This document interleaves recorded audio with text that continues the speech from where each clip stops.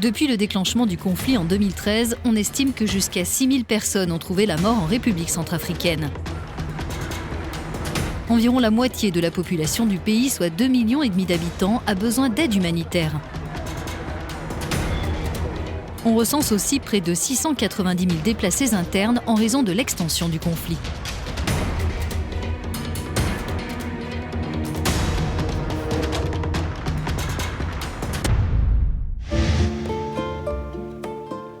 La commune de Boda, à l'ouest de la capitale Bangui, se situe sur un territoire considéré comme une zone de post-conflit.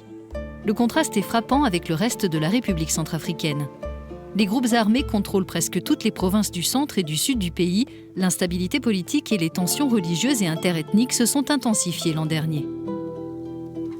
Mais à Boda, chrétiens et musulmans commencent à apprendre à coexister.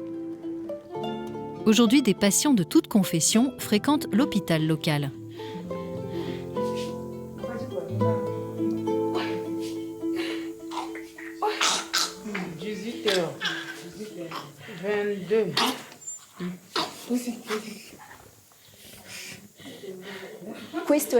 C'est le 102e enfant à voir le jour ici depuis le début de l'année. Donner naissance, comme on vient de le voir, est loin d'être évident dans ce pays où près de la moitié des structures de santé ont été endommagées ou détruites à cause du conflit.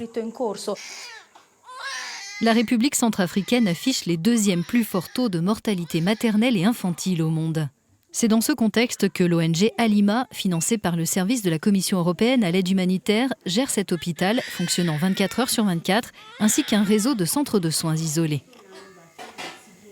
Les difficultés que nous avons comme médecins, c'est d'abord le nombre illimité de médecins. Donc il y a un seul médecin au niveau du ministère de la Santé pour cette population des 116 000 habitants. Et au niveau des Halima, nous avons 2 médecins supplémentaires pour venir appuyer ce médecin dans la prise en charge. L'an dernier, l'ONG a apporté son aide lors de plus d'1 millier de naissances et mené plus d'une centaine de césariennes. Les accouchements complexes dans les zones où les femmes sont privées d'assistance sont souvent synonymes de décès.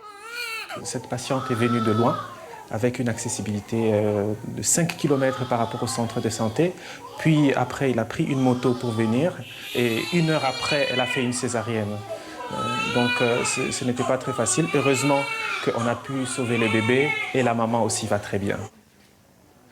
Irène est chrétienne et se repose avec son bébé aux côtés de Bintou, une jeune mère musulmane. Une telle cohabitation aurait été impossible il y a encore 2 ans. On s'est bien occupé de moi. J'ai eu plusieurs consultations avant l'accouchement et j'ai eu des médicaments. Sa tante nous explique que quand elle a accouché elle-même, avant que l'ONG ne soit présente ici, les conditions étaient bien différentes. Avant, il n'y avait pas de lit, on ne nous donnait pas de savon ni de moustiquaires. Maintenant, les médicaments aussi sont gratuits. Souvent, les jeunes mères ne restent que quelques heures à l'hôpital. Bintou vit dans un quartier qui était une enclave musulmane fermée. Aujourd'hui, les membres des 2 communautés peuvent se déplacer librement. Avant, les musulmans tuaient les chrétiens et les chrétiens tuaient les musulmans. On n'avait rien à manger. Aujourd'hui, il y a plus de cohésion, mais il y a encore beaucoup de gens pauvres.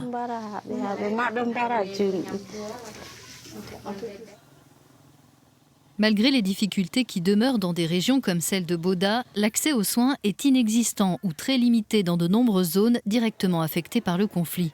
C'est sur ces territoires que le service dédié de l'Union européenne est en train d'amplifier son action. Il y a des difficultés énormes pour les acteurs de l'aide à se positionner. Il y a 2 problèmes majeurs. Un problème d'accès logistique parce que les routes sont impraticables et que la plupart des endroits sont atteignables que par avion. Et puis il y a le problème sécuritaire parce qu'il faut négocier, faire de la médiation avec les groupes armés pour qu'ils donnent la permission aux humanitaires de se déployer là où les personnes vivent dans des sites de déplacés et où les besoins humanitaires les plus importants sont la santé, les vivres, l'eau, les abris et la protection. Dispenser des soins maternels reste une mission délicate dans ce pays classé comme le plus dangereux au monde pour les travailleurs humanitaires après la Syrie.